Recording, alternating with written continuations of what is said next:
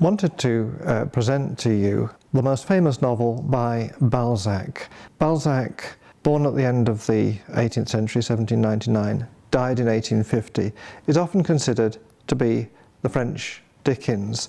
And I guess the way in which he might be like Dickens, his relation of a very everyday kind of world which was recognizable to his contemporaries, with a more visionary understanding of reality, which laid bare the real drivers in society. The novel I'm going to talk about briefly is his most famous novel, Le Père Goriot of 1834.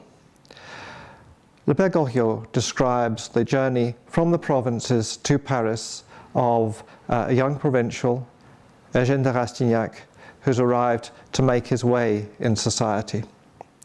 He's supposed to be studying law, but he actually makes his way by dint of the key figures he meets in Paris: the old man Goriot, Father Goriot, who lives in the lodging house where he stays, and the criminal Vautrin. And the world of the criminal Vautrin bears a remarkable resemblance to the apparently far more respectable high society of the grand ladies he gets to know.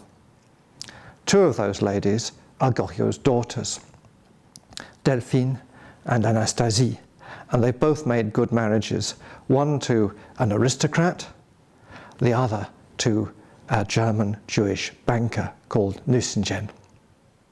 Neither of the daughters bothers much anymore about their father, old Goriot, who made his fortune during the Revolution, but is now an old man crumbling away in the lodging house, getting poorer as he gives more and more of his money to his daughters and rises up the various floors of the lodging house, rather like going up social strata, but the wrong way around, to the apartments that are less and less comfortable and desirable to live in. The opening paragraph of Le Père Goriot really contains the whole novel and the whole of French society in miniature. It begins with a description of the landlady who has the lodging house, Madame Vauquet, née de Conflans, est une vieille dame qui, depuis 40 ans, tient à Paris une pension bourgeoise. The first line reads like a police report. But that first line, Madame Vauquet, née de Conflans, est une vieille femme, in fact I should have said, contains in miniature the whole narrative of aristocratic decline.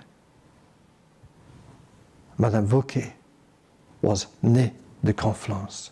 She was born with the aristocratic name de Conflans, but she now has a name, Vauquet, which might remind us of the name of the criminal, Vautrin, which suggests squirming, writhing, just like the name of Goriot, which reminds us of Goret, a little pig, and exposes the base desires which will run right the way through the novel and which really make society tick. To cut a long story short, what happens in Le Père Goriot is Goriot gets poorer and poorer and eventually dies. The daughters pursue their ambitions, as does Rastignac, the young man who's come to Paris to make his fortune. Rastignac is the only one of them who follows Goriot's hearse at his funeral. The daughters simply send their empty carriages. The novel really is a miniature summation of the emptiness of respectability in society. And it ends with an ambiguous challenge which is made by Rastignac at the cemetery Père Lachaise, which overlooks Paris.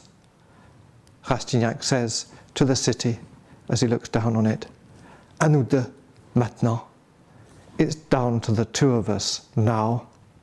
And the last line reads, "Et pour premier acte du défi qu'il portait à la société, il alla dîner chez Madame de Nucingen." For the first act in his challenge to society, he goes off to dine with Madame de Nucingen. big deal. Yes and no. Rastignac's going to make his way. He's going to end up as compromised as all the others.